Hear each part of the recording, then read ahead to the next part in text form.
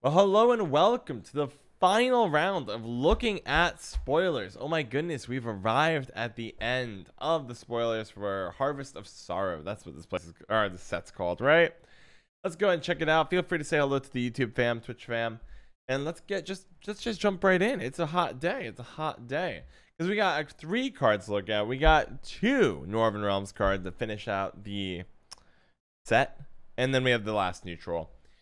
Neutral. So let's just, you know what? It's like a Monday morning. You're gonna be gentle with me, guys. Gotta be gentle with me. Let's go ahead and start with what I think is actually a pretty exciting card, Alumni. It's a 4 for 6 that gains Zeal if the values are equal or higher than 4. And how this works is the values of this card, the 0 and 0, correspond to your highest patience achieved by your Bond Art student or Artusa student. The way I'm reading this is that the Artusa student here will, let's say Artusa student gets the 4, it'll buff both of these to 4. I don't think it's implied that the range is only for Artusa student and the Bonnard is only for the melee.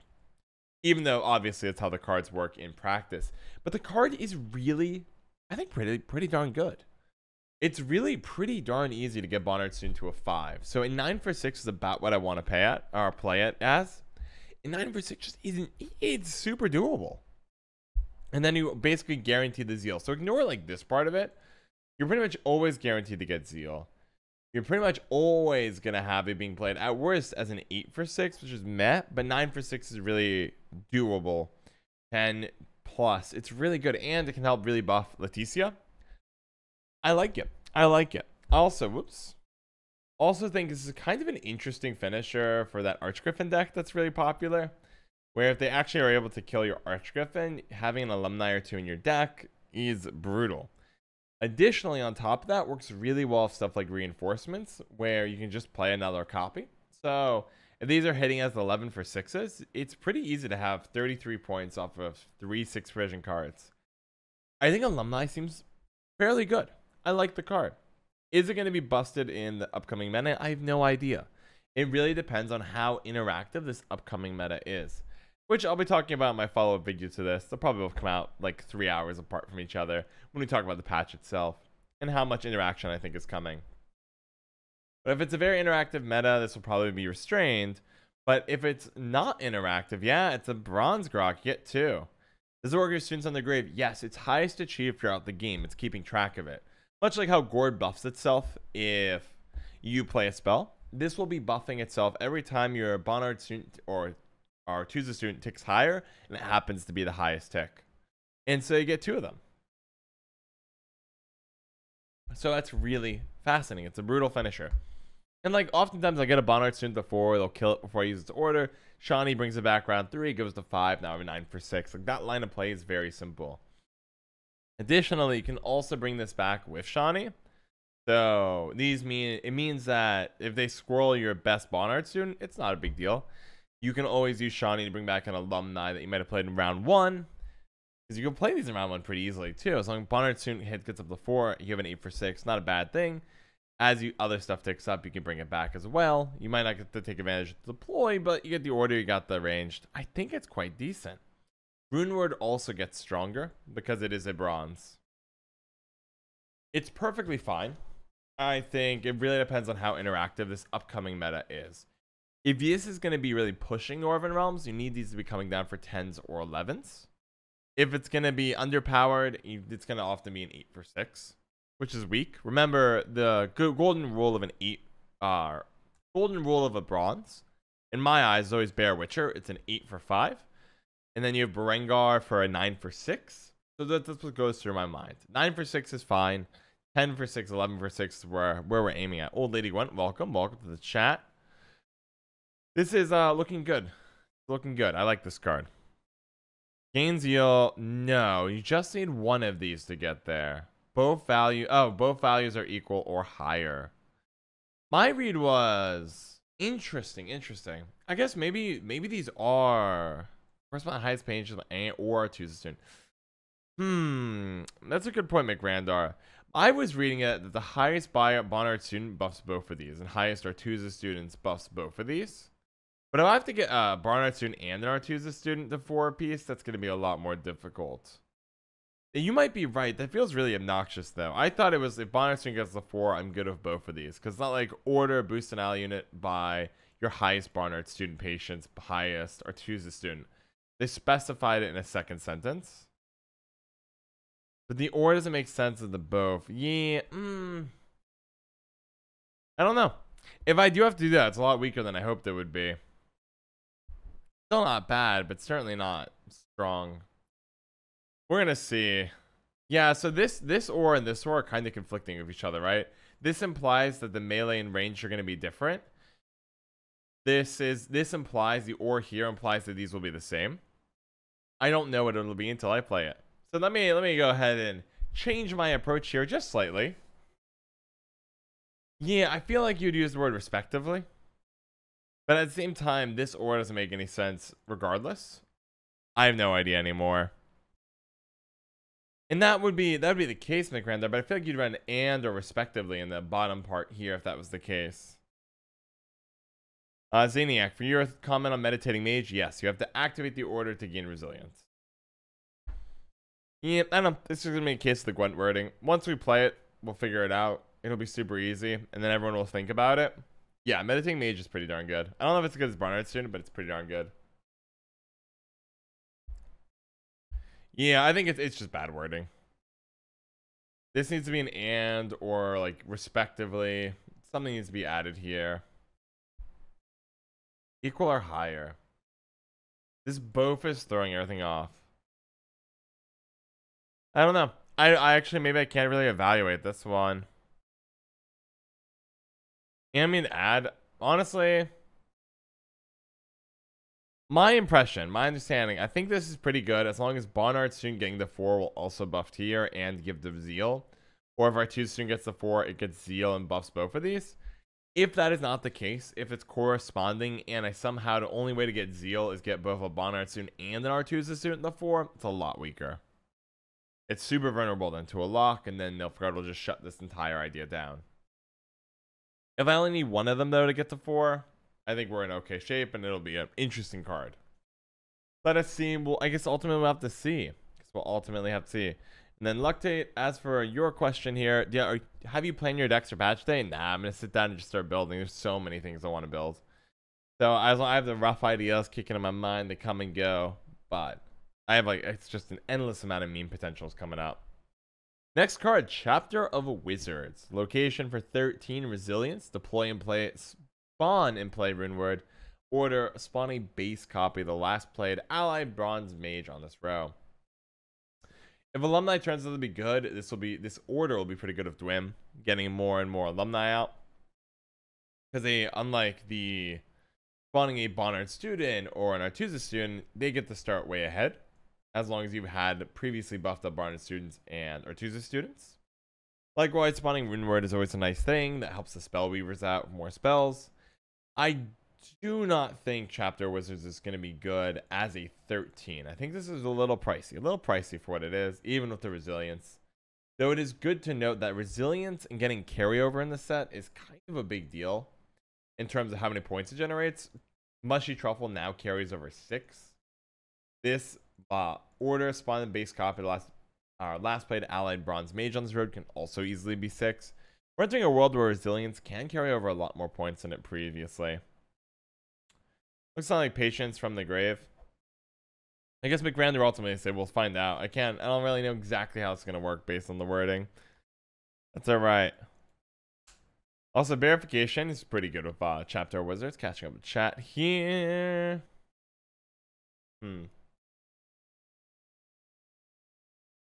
Best Farmer 808 updates tomorrow. Elimination, good to see you here.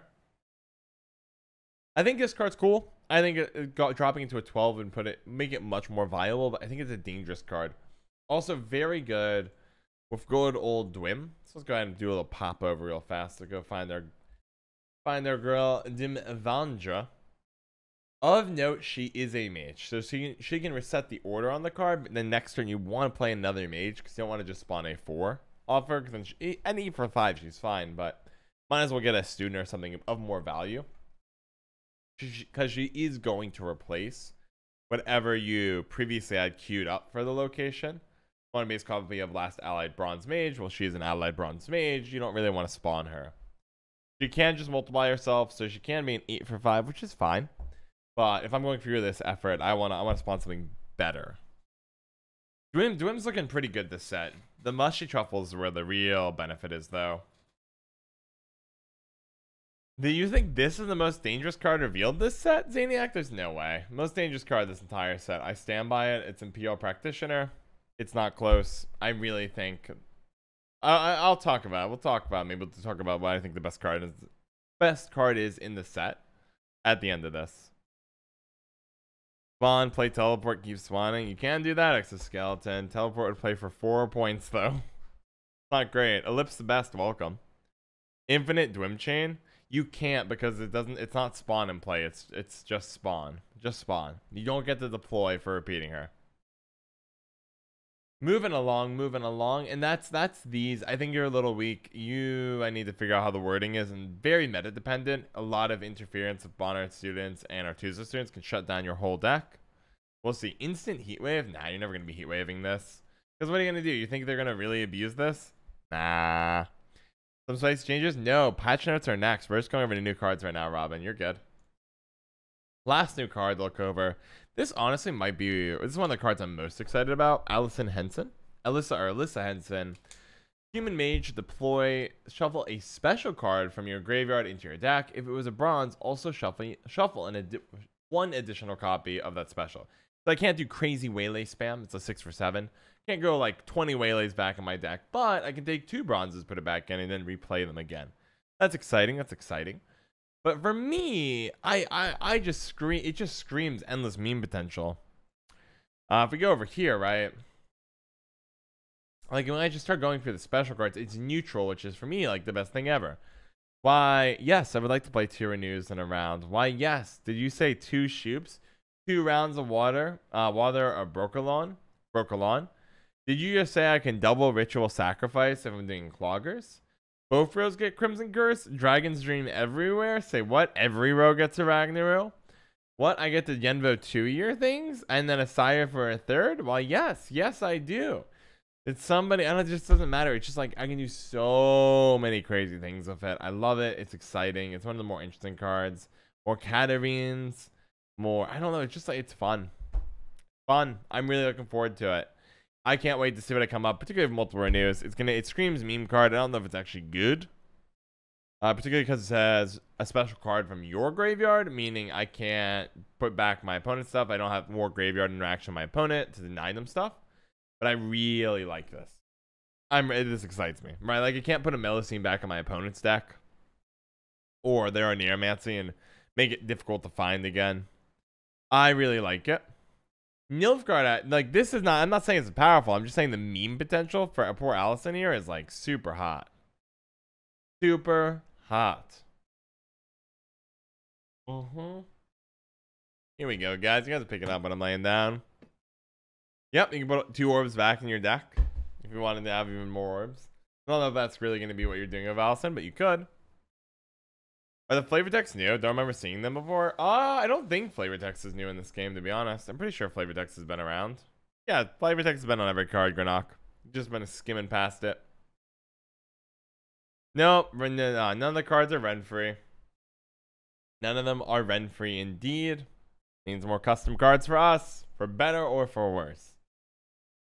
I really like Allison. One of my favorite cards in the set, most because I get to do a bunch of cool memes with her. Sweet. So we're going to go for patch 9.4 and let's discuss it. First, just like quality of life changes. Recommended cards and deck builder for each leader ability. Fine, that doesn't really affect anything. Rework of spying status granted. Just making it a little clearer. Nothing too substantial there. The Viper might not get spying anymore when you discard it, which would make me have to modify the deck a little bit. Not a big deal though. But I can make it work.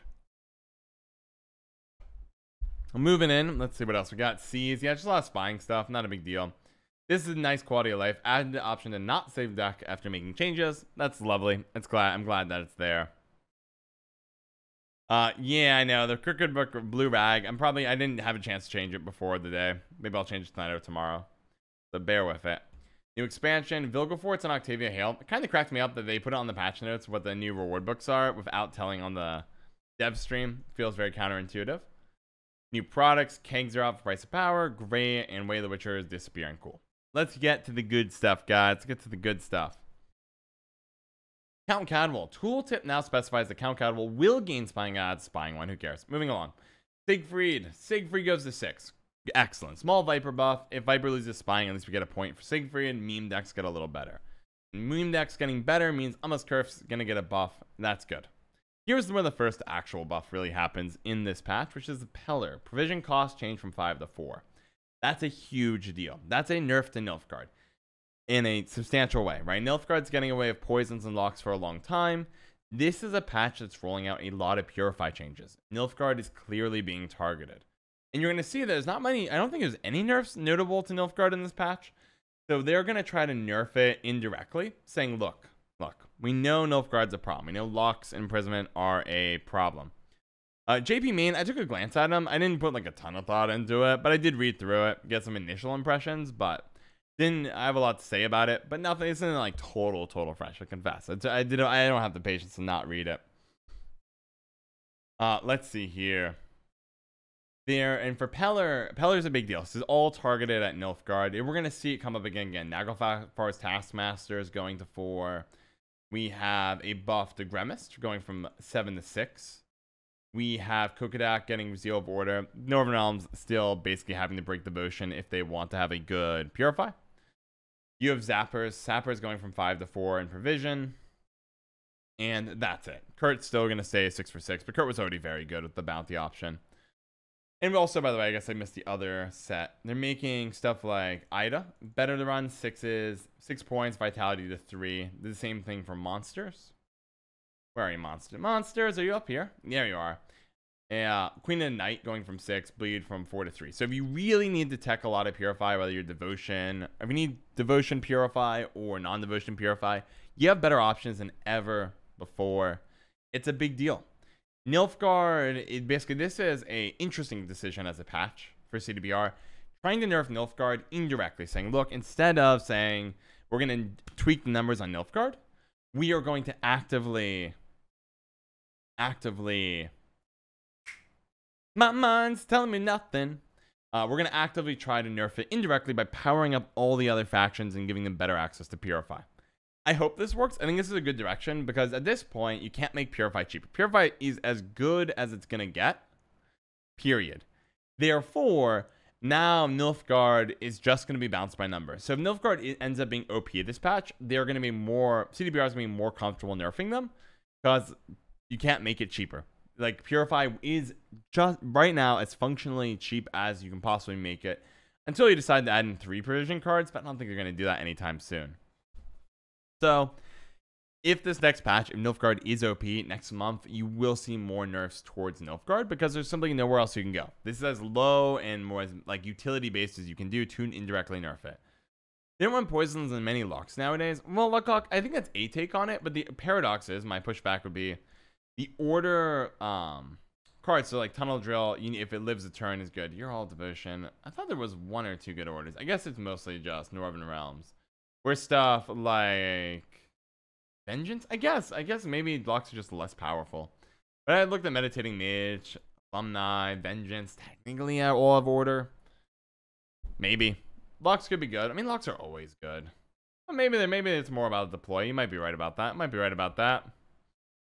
Let's keep going down the list. We'll see how it kind of does. We'll see how it kind of shakes out. Mamuna getting a well-deserved nerf. Mamuna, honestly, might need to be the second card I've seen triple nerfed. Might need to be might need to be it, because the only other card I'm aware of that got triple nerfed was Vi. Vi was a 8 for 12 on release, and now it's a 7 for 14. 2 provision increase, 1 power decrease, and the power decrease is massive. Mamuna is honestly probably still strong. Honestly, still probably mandatory to run in pretty much any monster deck. She may need to be a 13. That's going to be insane, eh? Let's see. Johnson, I'm pretty sure Artist was already a legendary card. I don't think it's going from... It's still going to cost 800 Meteorite Powder to make premium.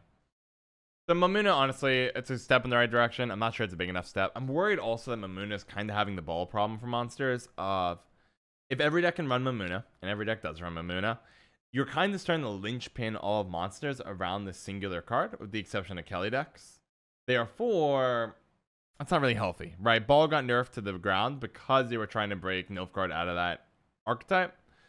And therefore, I'm nervous still about Mamuna. I love the design. I think you may have to go further than this. You might really need to shove it out. Just like how Sunset Wanderer took some serious nerfs to get it to a good spot, Mamuna may have to go the same way. Rot Fiend, Death Wish damage change from 4 to 5. Ooh, that's a really good one. That's a good one. Because now I can play Rot Fiend and Urn of Shadowset to kill my opponent's stuff. That's really good. Yeah, that's just a good change for Death Wish. I like that. It's small, it's subtle, it's well deserved. I really, really, really like it. I thought today's Sunday, you don't stream. Gang TV. No, gang, my friend. It's Monday. It's a Monday starting off the week, and apparently I'm like a little more bitter about some of the change than I thought it would be. We'll see, we'll see. Do I think Haunt's provisions should be reduced? Buddha H, good. Welcome to the chat. It's first time here. Answer is yeah. I think you could probably change it. I think you could knock off one and be very comfortable with that. Or I think more interestingly for me would be to modify the last spawn and stop making it Night Wraith and make it something else that's more interesting, like a Rot Fiend or a Harpy Egg. I think I'd be more interested in seeing a tick towards more interesting spawns as opposed to necessarily doing the provision, but you could also buff it by a provision. And I think reducing it by one would be a nice step a good step to making Death Wish more viable. Time's patch coming literally tomorrow. I have no idea what time. Ladumi Benebet, how are you going? I was getting a little angry earlier. I'm not sure if I can put that under the YouTube VOD when I was talking about it. I think I was getting a little mean towards Zaniac. So Zaniac, I do apologize. I'm just so irritated. I'm just so irritated that everyone's sitting here looking at these new cards and saying this 2-month cycle is the problem when it's literally not the problem at all. It's not the problem. Numbers are the problem, right? The fact that Mamuna is a problem is not that Mamuna's design is bad. It's a really cool design. The problem is the numbers are too strong. All right, like that's the issue. So that it just drives me nuts. Mad Hunt of a gift sub. Thank you so much for that generosity, my friend. Hooking up the community of stuff. I love it. I really appreciate your kindness there. I'll keep the content coming. Thank you so much. I got Nilfgaard next season is really going to be quite good from the looks of things. And we'll talk about that by the end. Again, Zaniac, if you're here, I do apologize. Going on to Skellige. Is Artist got a big rework. Now it's play a 4 provision cultist from your deck. Whenever your unit is played, damaged by her, half its power. So basically, I get to play a cultist. Let's take a look here. 4 provision there. So we're looking right at the bottom, and this actually looks to be pretty strong because you're obviously trying to tutor up a Sawblood Fanatic to knock down the 2 Berserkers. So it's a 12 for 12 that thins you once, and it has an effect you can work with. And it's okay to run 2 Sawblood Fanatics because you would just play the other one if you drew it. And yeah, no, it's quite good. I think it's going to be I don't know, quite good. It's an interesting card. We'll see how it goes. A lot of the Hermit's pretty fine getting damaged by half as long as it lives, right? Damage itself by 4. If it damages itself by 4 and then gets halved, it's good. If for some reason it's the other way around and instantly dies, then that's going to be really weak because I can't pair it with what I really want to pair it with, which is that boat. What is the boat called, guys? Ship. The Armor Tracker. That's what I'm looking for. So we're gonna see how good it is, but the fact that it's a 12 for 12, just getting a Sawblood Fanatic is pretty darn good. Pretty darn good. I don't know if it's playable. Pretty darn good. Because this is a patch for Skellige where they really pushed things as far as they could for trying to make this a much more powerful faction, but not as a coin flip, which makes sense, right? You can't really run coin flip decks on ladder reliably. Reckless Flurry is kind of an evil style of deck in terms of it's 60+% win rate on red and not nearly as good on blue coin, at least in tournament settings. And on ladder, if you're just taking a very similar deck, you're having that variance. A lot of the games being determined by the coin flip for that deck. It makes a lot of sense, therefore, that they're trying to get Skellige CDPR into a better place for more interesting options. Where all of a sudden, Grimace, I believe, is a druid. I don't really matter if he's a cultist. He's really part of the nerf to Nilfgaard indirectly. Right, making sure that Covenant can't keep coming back, but still very good at Melusine. Big Carl going to 7 is really good with Artist, trying to help that. Crow Clan Druid getting now easily a 7 for 4. That's really strong. Is Crow Clan a cultist by chance? I don't think Crow Clan is. Crow Clan's the one that double buffs. Yeah, so here you guys go. Human Druid, boost adjacent, beast by 2. Carrying on. Let's see here. Longship going to 4. This one's actually catches my eye because Longship's very strong. Historically has seen play. It got power crept, but putting it at 4 gives you a lot of control. Very easy sub, but there's 3. And very good of Haymay. So the Haymay, not skirmish. What's it called? Haymay. Haymay. Really? Can't find it? Whatever. You know which one I'm talking about. It is. No, I'm going to find it. I'm finding it. I've decided I want to find it. Where are you, buddy? Haymay Protector. Haymay Protector. It's very good with that. So we'll see. This might actually see play. Cultist getting a buff. Power change from 3 to 4. That's good. It's just interesting. I don't know how this will all shake out. Power change sub, but which one's the butcher? Just basically buff all of the bronzes. And bronze buffs are the best type of buff for the record. Protector yet. Or no. Is it Protector? Yep, Protector. You guys are right. Thanks, chat. And then the other one, Subblood Butcher, 5/4. Often playing as a 6th floor and can buff off of your. Can actually now really easily play for an 8 for 4. Actually, this card's very good now, huh? Because I can easily go 5 for 4, damage the boat, damage my armored Drakkar, give it a +1. So that would be a 6 for 4. And then -3, 9 for 4. That's actually very strong. Keep an eye on that interaction. They're really pushing what you can do with this set. Trophy catch, same ability, now just gives you 2 extra points. It's all very, very good. And so I don't know if this is going to break anything. Oh, wrong screen. Here we go.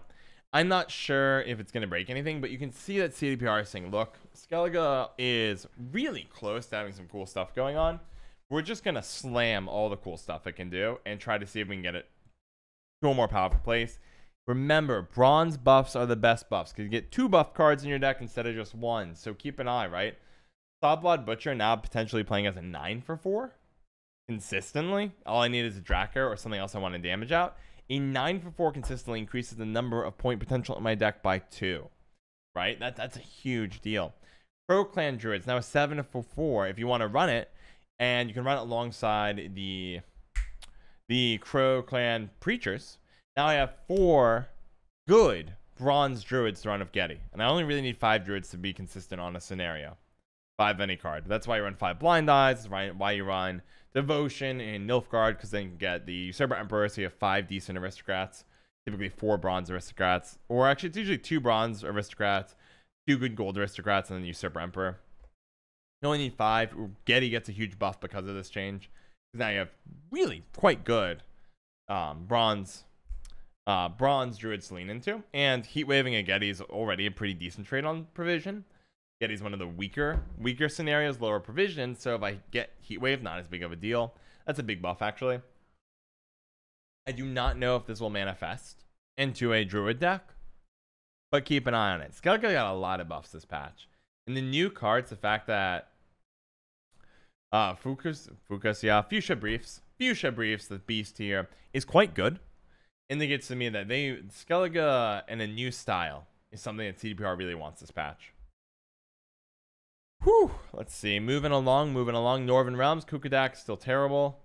Ildiko is stronger. Let's talk about this. It's kind of a bigger buff. It's a potential 10 point card still. So you have a 6 order, deal 4. Also works, Ildiko, I believe is still a mage, if I recall correctly. I imagine you're a mage. Is a mage. I don't know if you're going to run it with Tisaya, but it gives zeal to everything now. It's actually quite the threat, and they got the big buff here. 5 to 6 is a gulf, a massive deal here. Let's talk about that. 5 to 6 is one of the most important power changes in the game because every faction except for monsters has good 5-point removal. Your paydays, your boiling oils, your nature rebukes, your stunning blows. Often really it's cutting slash at 6, but we're not gonna focus on that, etc. Basically, there's a lot of 5 for 5 damage cards. They trade really well with any 5 power card, because those 5 power super cards like Ildiko was previously cost 9 provision. So if I did a 5 for 5 trade, we trade even on points, but you're down 4 provision. So on average, the cards in my deck are of a higher provision, relatively speaking, than when they started compared to your deck. So I'm probably more likely to win the game. The fact that it's 6 means that really very few factions trade well. Skellige, Gutting Slash, and Giga Scorpion, as well as monsters, which is Parasite, but unless you're running into Kelly or Rakaswarm, probably not a big deal. Fish Eyes, let's see. Almost everything is Zeal, though. Why would you run it for Skullkirk only? I think you go extra hard on Zeal. So if we were to go to the new cards, for example, you can run Raffard's Vengeance very easily. You can do if you want to do Meditating Mages, you can literally play activated for 0 for the 0 carryover, just get the resilience. You also can just go more town on the order. Typically, the order decks had to structure themselves around the idea of when I play a card, I only have 3 shots of Inspired Zeal, so I gotta be trickier. It means you get 1 more point on Vraxis Prince, because I can play it back row for the formation and get to use it. She enables, well, who else is she enabling? Bloody Baron, additional point there. You already have Zeal. You have Zeal. Skellige already is going to get, typically getting used to it. You're right that a lot of Zeal. Rayla is a good example of one that could be more doable. You can play Rayla potentially. I think it's not groundbreaking, but it definitely pushes how far you can go things. Frigga, but of course I can always enable that much sooner. Maybe you're right. Well, Reverence. If I play a Revan off AA, I can immediately use it. I don't know. I'd keep an eye on her. I think you have a good read here, Fish Eyes, that I don't think she's gonna break meta. I'm just looking at the options. I do think she's a card to keep your eye on, though, because her effect is really strong. And as we've seen, they're willing to add more orders to the game without Zeal that are strong, like Raffard's Vengeance. That, to me, indicates the future of Northern Realms is not necessarily in a world, or isn't a world where they're going to have lots of good options to give Zeal to. Blue Stripe package is okay. But Blue Stripe's never really struggled, but I wonder, yeah, I don't think it's Blue Stripe's going to see. Elephant, yeah, but Elephant's already pretty tanky. Does she give Zeal the neutrals? If she gives Zeal the neutrals, things get more interesting, doesn't it? Does she give Zeal? No, just Northern Realms. Siege support there gives the fun fact, a bit of a tangent here. There will be a day where this card has to get reworked. It gives an allied unit Zeal, which is a ridiculous ability. Probably should be Northern Realms. Someday this will get changed though to Northern Realms. But until then, one day they're gonna print a busted neutral order card, and this card's gonna casually break the game. So be careful of that someday, because it's a super lowest card, super high reward. Sending it of removal means you already lose a point because it'll buff something when it comes down, and yeah, that's a ticking time bomb. They should have changed that a long time ago. Let's see. Met's got a buff. I'm always careful on this card. This card can generate a lot of value well beyond her provision cost of 9. 6. She only needs a couple of rounds of vitality. It's pretty easy to do, but it is slow. It is the worst type of getting points. It's a good buff. Next, Sabrina. 6 to 8 damage, 2 to 3. It's not bad. It's not good. I mean, it's memey. It feels memey. I don't think it's gonna break the game anytime soon. It can potentially play for what? 3 times 8, 24 points. So I see why they clearly have the provision cost so much higher. But meme potential, great. Will I be playing it? Yes. Is it really fun at Dragon's Dream to give -6 to an entire row? You better believe it. Am I gonna do stuff with it? Yep. Will it change the meta? Probably not. If it's a really big strong, if it's a really like, if it turns out to be strong, you'll just see the meta move towards a more unitless place. The bigger deal here is actually damn Sorceress. Sorceress, yeah, I said that right. Because back in the day, there was a meta where Immortals actually came out of nowhere and started being very good. Because Immortals is 6 for 7.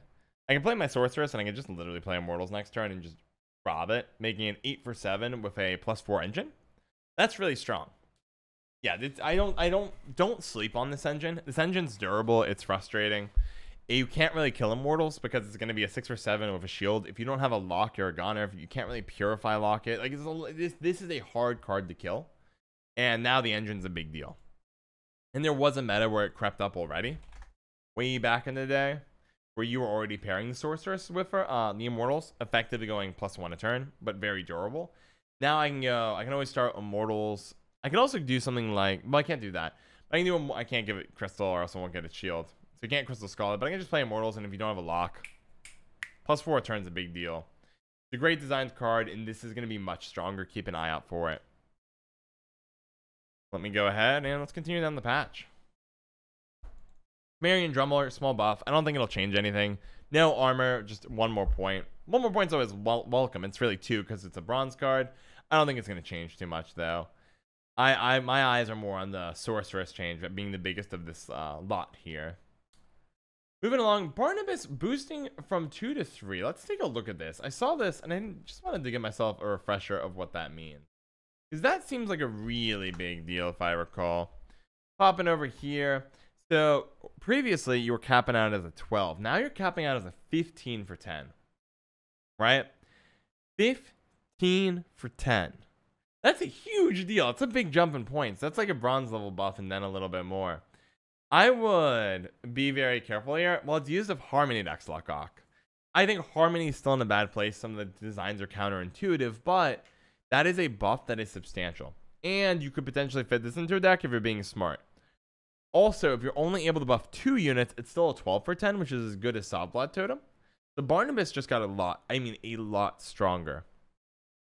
Because back in the Harmony decks, you trigger the Gnome at proc as well. There's only 2 decent Gnomes in the game. I think it might only be 2 Gnomes in the game. This and one that plays Gwent. But that's a long time ago. Keep an eye out here for this card. If it trades, it's very, very good if you use it for twice. Buffing a dwarf and an elf. And it's very, very strong. Unbelievably strong if you buff all 3. Yeah, like movement's a good call out. I play get down my 2 engines as long as they don't have much removal, or if they just start locking them, they're setting up a huge Barnabas anyways. Keep an eye out for it. It's gonna be dangerous. Why is no longer blue? We expanded the channels we do. There's Plain Talk Money now. It does a lot of things like finance, investing, a lot of self-improvement videos. So now we have a green portion to the channels as well. That's what's going on there. And you should subscribe if that sounds like your jam. Let's see. Going back to here. We got some other things. The obvious Harald nerf, capping it at 12 as a 15 for 7. You're still gonna play it, but much more fair, easier to bounce. We talked. There's not really much else to say. It's still playable. It's just a nerf to spell Squirtle. And if they need to buff spell Squirtle, they have other tools to do so. I don't think you're going to see many changes to Harald because it's hybriding with Syndicate. It's very hard if you make it playable as a huge finisher for Squirtle. I'll probably never see play in Syndicate and vice versa. Chilled Maki, welcome to the Plain Talk family. I'm glad you joined us here today as we eat some Conveyor Belt sushi. Welcome aboard. If you like what you see, check out the socials. Somebody will post them in there for you. YouTube, Discord, and Twitter. And welcome to the Plain Talk fam. And did I ever, let's see. Add PTN to social. Moving along. So yeah, it's huge nerf, but it's a step in the right direction. It reminds me a lot of the ball nerf of, we're going to nerf this just to make sure that it has some flexibility. The kicker here is, unlike ball where you could buff it in the future, Harald's going to get stuck here because it's hybrid. If you want it playable potentially for Syndicate, you can't really touch it here. Sultan Warrior getting a buff and Dwarven Berserker. This is fine. This is a big deal. Dwarven Berserker was always a card I hated running, to be honest. I hated running Berserker. Because Berserker always felt bad. It always was like, what, an 8 for 5? 8 for 5 at most, and it's slow and blah. But as a 9 for 5, it's very good. Hard to disrupt, can soak up damage evenly, and pings every turn. Really, because 9 for 5, you're going to be running of Mock and Forge. It's a big deal. Nice to also have a little bit of a buff from the Zoltan Warrior. It's like now at least it's playing for 10 for 10. Still, the buff that I really want the dwarves to get is I want either Mock and Forge to give it, or just in general for Rowdy dwarves to have an armor. They deserve an armor. It feels awkward that they don't. So hopefully this helps them though. Step in the right direction. It means that CBR has not forgotten. This to me says we remember Harmony as a thing.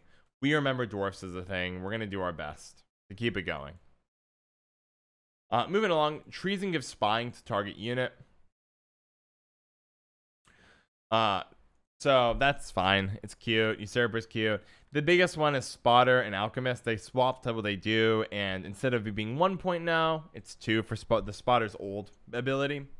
Now it's on Viper Witch Alchemist. Nothing too big. If you want to meme with Viper Witch Alchemist, now that it's the new Spotter, a little bit stronger.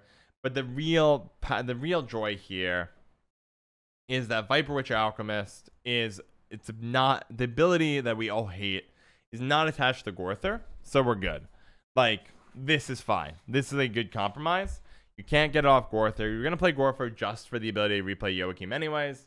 So let's say, you know what, you're gonna run it anyways. We're running it. We're not gonna give you the 5% chance of just straight up winning the game. If you want the 5% YOLO, or you want to run it with Ward or something, great. You have to intentionally do that. You don't just get the Gorther plus a 5% chance of winning the game outright. And that this is a change that was a long time coming. This is actually a criticism for me of CDPR in terms of how long it took to do something about it, because it's very obvious this was a problem, and they finally did it. This is really good. I like it. And yes, Dross Chat location spotting on the hyper thing golem is cool. It's neat. It's fancy. I like that as well. This is a really great switch. It's solid for the game. Now it's really important here to look at this. You see no real nerfs, right? This is technically a nerf, but it's like nothing too backbreaking. So if I go over to one of these meta reports, has it? Is it this one? It is this one. Good job, John. We see the assimilate, and actually the recommended list from TLG isn't even running Gorther. Notice no nerfs to this actual entire list here. Terra Nova, Joachim, Vincent, Yenva, Bribery, all this stuff is not getting nerfed. The hope is that Imprisonment's getting indirectly nerfed through the fact that Peller is the thing. Now, mind you, you're still going to have the Vincent plus Imprisonment kill, but at least one charge is getting removed. You also have the ability to potentially force the second charge on Joachim by Joachim to do something. You play your 4 Provision Peller, Purify it to force your opponent to have to answer it immediately. Or when you have to go back to more active things like turncoats to make sure you can ping it 1 time to put it at 3. So if it does get Purified, you can still coup it anyways. I don't know if this is going to be enough. We'll keep going down the list. Once we finish it up, I'll tell you what I think the meta is going to look like here, and we'll keep going. Syndicate's the final one. Blind Money. Provision goes to 16. This is a good change. I always appreciate when the leader abilities get a little bit more diverse in terms of provisions. Now you have a clear like 13 best hitting cash here. Line Pockets is escaping because Tunnel Drill is going to get nerfed, and we're going to talk about that. 16 is perfectly fine for Blood Money. Someday you might see it go back to 15. Depends on how the meta shakes out. But what you've seen with Syndicate in the long run is that it's really about which is the best coin generating or spending ability. Blood Money is neither of those things, so it's probably safe to put it at 16. Joining things like Congregate, these weird abilities that are actually really well designed, but where they don't have to really do with coins or spending. They're both just like neat abilities, and I'm glad it's getting some love. What poll do you want? No, we're not doing that poll. I'm vetoing that poll on SAS. Sorry, bud. Next, going on. I'm in a mood, guys. I apologize. I'm like, my mind's blazing right now. Tamara, power change from 4 to 5. It's a little bit of love for Witch Hunters. That makes a lot of sense. We want it. CDPR wants Witch Hunters to be their own thing. That's one of the few cards in the game, in addition to the addition of Purge, that really cares about Witch Hunters. Octavia Hale kind of does. So they're saying, look, we know we have this card. We know it's weak, but we believe at CDPR that this can be much stronger. We're going to push it forward to try to get the value. I like it. I like it. I like it. So this is a good step, right? Where we see a lot of interesting things. Read between the lines. We're going to nerf Nilfgaard, or we're going to nerf Nilfgaard by getting Purifies to be abundant. And if it's not enough, we know we have to tweak them on a numbers level, because we've already put the Purify lever all the way down. You cannot make in the current meta anyways, unless you go really crazy, you can't make Peller cheaper. The effect is already 4. They're aware Mamuna is a problem. They're nerfing it, and they're going to see what happens. Mamuna will someday be 13. Would be my prediction. I don't think 12 is actually enough. Galaga, look, we know there's a problem with Reckless Flurry. We're going to be adding even more nerfs to our, not nerfs, we're going to buff. We know Reckless Flurry is keeping them in, but not dominant. We're going to buff the other stuff to try to have something more interesting and viable for Skellige. And we know Right is slowly becoming a problem potentially with Defender. We're going to give Doom so you can't do too crazy with it, just to be safe. Still good of Melusine. Northern Realms, we're going to trust the new cards. Some of them are really strong. We're going to trust that the new cards are going to be enough between Meditating Mage, Alumni, Chapter Wizards, and Rafard's Vengeance. They're bold, they're interesting. We're going to trust them enough, but we do have a damn Sorceress in here to bring back one of the strongest engines Northern Realms has ever had, which is a +4 per turn across 2 cards that are both low provision.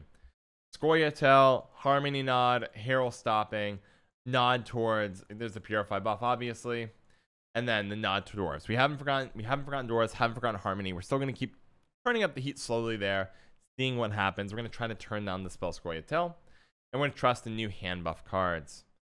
Nilfgaard, we're going to remove the 5% yellow chance off of Gorther, and we're going to see if the Purify changes are enough. If they're not, we should expect a lot of nerfs targeted at Nilfgaard next patch to tone down the power level.